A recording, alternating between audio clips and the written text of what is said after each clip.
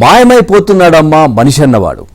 ఈ పాట వింటేనే సమాజం పరిస్థితి ఏంటో అర్థమవుతుంది.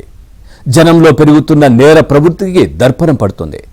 తాజా పరిణామాలు, సంఘటనలు, దాడులు, హత్యలు చూస్తేనే మన చుట్టూ నేర సమాజం అల్లుకుపోతుందన్న భయం కలుగుతుంది.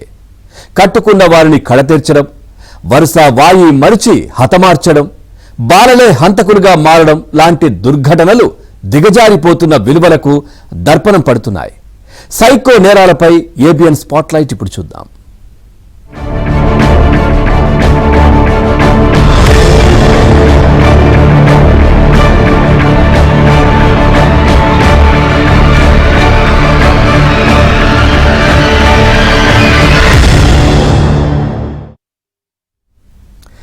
నేరం చేయడం చాలా సులభమైపోయిందా?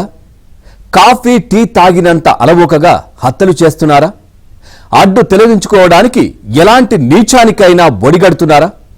స్వార్థ చింతన, సంకుచిత ప్రయోజనాలే ఎందుకు కారణమవుతున్నాయా?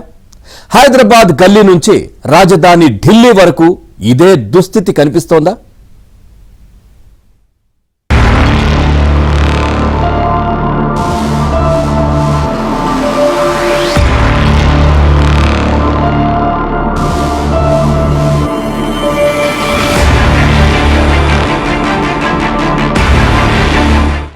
లోకి అడుగుపెట్టి ఏడాది కూడా తిరగని ఒక బాలుడు అత్యంత కిరాతకంగా హత్య చేశాడు.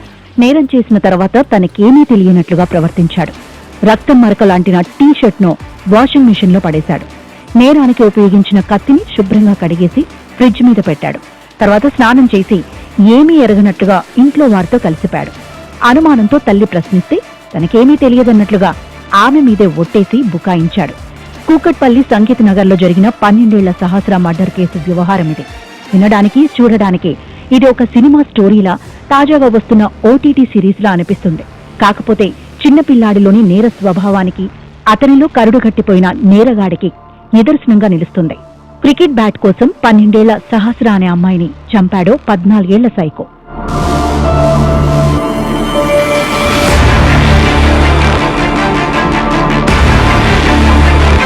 చిన్న తప్పు చేసినా భయంతో పారిపోవాల్సిన బాలుడు చాలా సింపుల్ గా హత్య వరకు వెళ్లిపాడు. ఏ జంకు లేకుండా ఆధారాలు మాయం చేయడానికి ప్రయత్నించాడు. పక్కింట్లో బాలికను చంపేసి కూడా బాధపడని అతడు అదే రోజు తన పెంపుడు కుందేలు చనిపోతే మాత్రం దిగాలు పడ్డాడు. అనుమానంతో ప్రశ్నించిన తల్లిని మాయమాటలతో బురిడి కొట్టించాడు.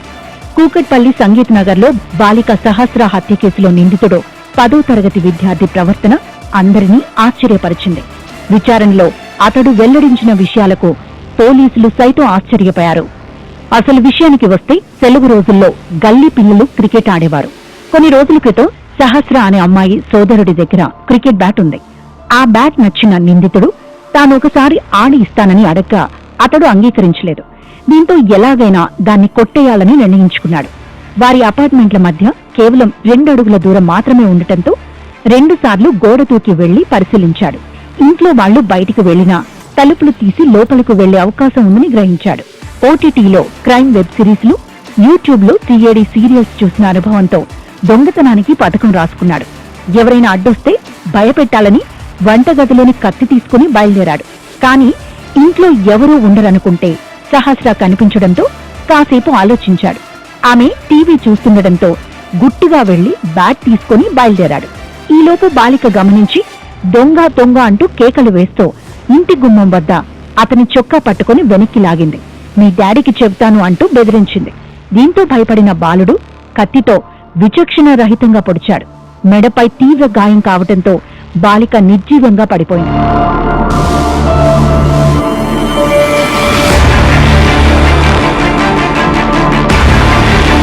తర్వాత బాలుడు కత్తిని అక్కడే నీళ్లతో కడుక్కొని బ్యాట్ తీసుకుని తన ఇంటికి వచ్చాడు. హత్య కేసును ఛేదించేందుకు వచ్చిన పోలీసుల వద్ద కూడా ఆ టీనేజ్ బాలుడు చాలా తెలివిగా వ్యవహరించేందుకు ప్రయత్నించాడు. కాకీలను తప్పుదోవ పట్టించబోయాడు. పోలీసులు అతన్ని విచారించగా తాను ఇంట్లోనే ఉన్నానని, ఉదయం 10:30 సమయంలో సహస్ర డాడీ డాడీ అంటూ కేకలు వేయడం వినిపించిందని, కరుడుగట్టిన నేరస్తుడే ఇదంతా చేసి ఉంటాడని వాణ్ణి తప్పుదోవ పట్టించబోయాడు. కుమారుడి ప్రవర్తనలో మార్పును తల్లి పసిగట్టింది. ఎవరూ చెప్పకుండానే స్నానం చేయటం, దుస్తులు తానే ఉతుక్కోవడం చూసి సహస్ర హత్య విషయం నీకేమైనా తెలుసా అని ప్రశ్నించింది. అయినా బాలుడు ఆమె మీద ఒట్టేసి తానేం చేయలేదంటూ అమాయకత్వం నటించాడు. నువ్వే నన్ను పోలీసులకు పట్టించేలా ఉన్నావంటూ తల్లిని దబాయించాడు. అయితే ఆ బాలుడి ప్రవర్తన అనుమానాస్పదంగా ఉందని అపార్ట్మెంట్ 3వ అంతస్తులో ఉన్న ఒక వ్యక్తి పోలీసులతో చెప్పాడు.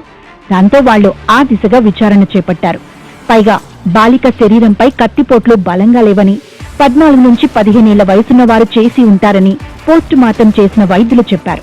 దాంతో బాలుణ్ణి స్టేషన్ కు తీసుకెళ్లి ప్రశ్నించగా నేరం ఒప్పుకున్నాడు. క్రికెట్ బ్యాట్ దొంగిలించే క్రమంలో హత్య జరిగినట్లు వెల్లడించాడు. బ్యాట్ దొంగతనం కోసం వెళ్ళాడు. లేదు, మనం ఎన్నిసార్లు అడిగినా మనీ గురించి చెప్పడం లేదు. నాకు ఆ బ్యాట్ యాక్చువల్గా ఏంటంటే డిసీజ్డ్ వాళ్ళ తమ్ముడు 6 years ఉంటాయి, ఆయన ఈయన కలిసి క్రికెట్ ఆడేవాళ్ళు. ఆ బ్యాట్ ఈయనకి బాగా నచ్చింది, స్ట్రోక్ బాగా ఉంది, నాకు బాగా నచ్చింది, నాకు ఇవ్వు నేను కూడా ఆడతా అంటే ఇచ్చేవాడు కదా పిల్లవాడు. దాంతో నేను ఎట్లయినా దాన్ని తీసుకోవాలనే ఆలోచనతో 2-3 days గా ప్లాన్ చేస్తున్నాను చెప్పాడు దానికోసం. అతను చెప్పింది ఏంటంటే ఇంట్లో ఎవరు లేరు, నార్మల్ గా వీళ్ళు ఏంటంటే ఇల్లు దగ్గరికి వేసి వెళ్తారట. సో అట్లానే ఇంటి బోల్ట్ దగ్గరికి పెట్టుకుంటారు, ఆ దగ్గరికి వేసి ఉంటారని చెప్పేసి వెళ్ళాడు. సడన్ గా పాప ఉంది, పాప ఉన్నా కానీ పాప టీవీ చూస్తుంది, ఇతను వెనక నుంచి వెళ్ళాడు. అంటే అటువైపు తిరిగి చూస్తుంటే ఆ పాప వెనక నుంచి ఒకటే డోర్ ఉంది, వెనక నుంచి అంటే అదే డోరు, ఆ అమ్మాయి అటు తిరిగి ఉంది. ఇట్లా ఇట్లా వెళ్ళి ఆ కిచెన్ లో ఉంది బ్యాట్ తీసుకొస్తుంటే అప్పుడు ఆ అలికిడికి పాప చూసి దొంగ దొంగ అని అరిచింది. అరిస్తే అతను పరిగెత్తబోతే ఆ అమ్మాయి పరిగెత్తుకుంటూ వచ్చి చొక్కా పట్టుకుంది, అతన్ని పట్టుకుంటే ఆ కోపంలో తోసేస్తే మంచం మీద పడింది. మంచం మీద పడ్డాక కళ్ళు మూసుకొని విచక్షణారహితంగా పొడి చేశానని చెప్పాడు. సిఐడి అధికారి కావాలనుకున్న ఆ బాలుడు ఇప్పుడు జువైనల్ హోమ్ లో ఉన్నాడు. ఇక జైలుకే పరిమితమవుతాడు. అతన్ని కఠినంగా శిక్షించాలని బాధిత కుటుంబం డిమాండ్ చేస్తోంది. ఇప్పుడు నా పాపకు జరిగిన బాధ ఏ తండ్రికి జరగదు. వాని ప్రభుత్వం ఒకటే కోరుకుంటున్నాను, వాని మాత్రం ఎన్కౌంటర్ చేయండి. లేదంటే మా ముందు కళ్ళ ముందు చనిపోయేంత ఏదైనా చేయండి. వాడు చనిపోవాలి, వాడు మాత్రం బతకొద్దు.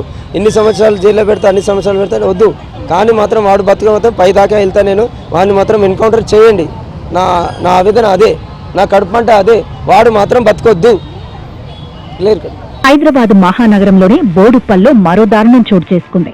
గర్భవతి అయిన భార్యను ఒక వ్యక్తి అత్యంత కిరాతకంగా చంపాడు.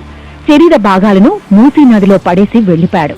పోలీసుల విచారణ కొనసాగుతోంది. మొత్తం వివరాల్లోకి వెళితే వికారాబాద్కు చెందిన మహేందర్ రెడ్డి స్వాతిది ప్రేమ వివాహం. కుటుంబ కలహాల నేపథ్యంలో స్వాతిని మహేందర్ రెడ్డి అత్యంత కిరాతకంగా చంపేశాడు. ఆమె శరీరాన్ని ముక్కలుగా చేసి పడేశాడు. మహేందర్ రెడ్డి ఇంటి నుంచి శబ్దాలు రావడంతో చుట్టుపక్కల ఉన్న వాళ్లు పోలీసులకు సమాచారం అందించారు. సో ఇక్కడ వెతికారు. ప్రస్తుతం డిఆర్ఎఫ్ సిబ్బంది కూడా ఇక్కడ విరమించుకున్నారు. సో శరీర భాగాలు ఎంత దూరంలో వెళ్ళి ఉండొచ్చు అని మీరు భావిస్తున్నారు? మ్యాక్సిమం ఒక 10 to 50 వెళ్ళొచ్చు. అక్కడ మామూలుగా ఇక్కడ కనిపిస్తున్నాయి కదా, అక్కడ రౌతులు, అక్కడ అంత దూరంలో వెళ్ళి ఉండొచ్చు. ఎందుకంటే దాంట్లో ఒక రౌతు కట్టి వేశాడు అన్నాడు, దాన్ని బట్టి అక్కడ వెళ్ళి ఉండొచ్చు. ఈ ఫ్లోటింగ్ వల్ల ఎక్కువ ఉంటుంది ఫోర్స్. ఎన్ని కవర్లలో డెడ్ బాడీ పార్ట్స్ తీసుకొచ్చి పడేసాను ఏమన్నా చెప్పాడా మీకు?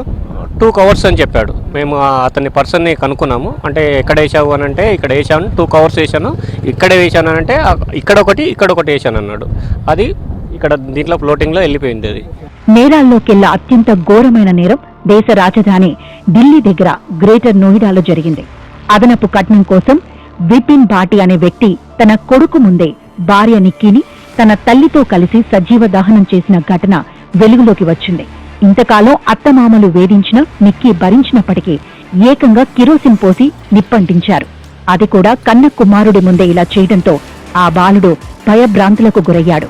తండ్రి నానమ్మ కలిసి తన తల్లిని అతి కిరాతకంగా వ్యవహరించారని వచ్చి రాని మాటలతో వెల్లడించాడు.